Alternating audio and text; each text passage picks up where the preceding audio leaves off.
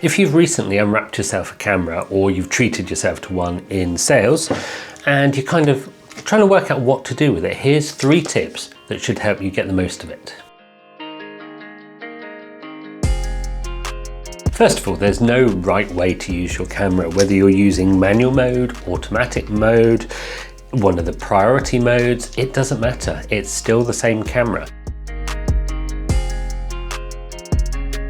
The quality of the picture that you take will still be the same whether you're on auto mode or manual mode. The main benefit of manual mode is that it will give you more options, more flexibility, more choices that you can make. But particularly starting out, that can definitely be a downside as well. So just use your camera, whatever mode you want. And then of course you need to practice with it.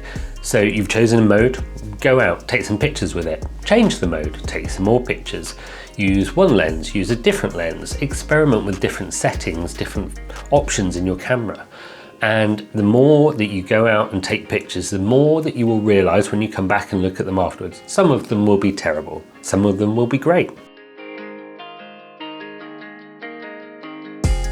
In amongst that, you're going to start picking up the trends of the ones that you like, the ones that you don't like.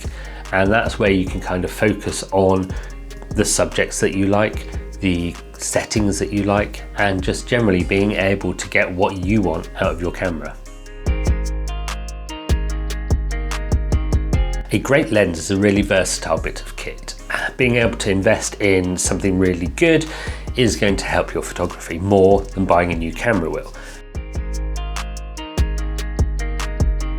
However, the main thing is the flexibility. So I've got my 24 to 200mm lens, which is a huge range of focal lengths. And that allows me to take some quite wide shots and some quite zoomed in shots. And that means that I have that flexibility. I can take one lens and get lots of different types of pictures with it.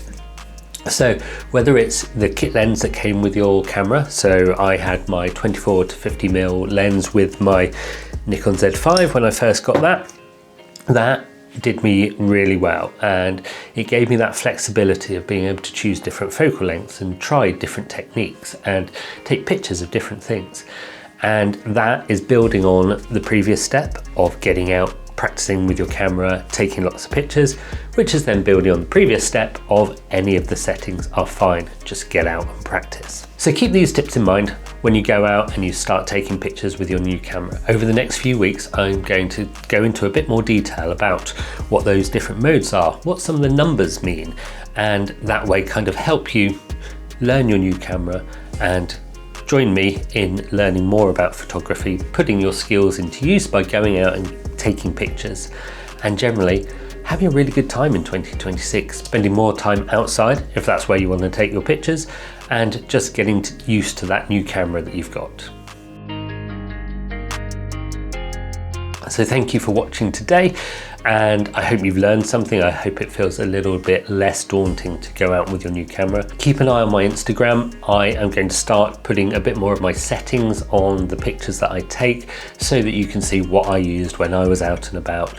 So if there's a particular photo you like, you'll be able to see what settings I've got. Obviously, our kit won't be exactly the same, but it gives you an idea of different settings you can try, different options that you've got. So thank you, and I'll see you soon. Bye.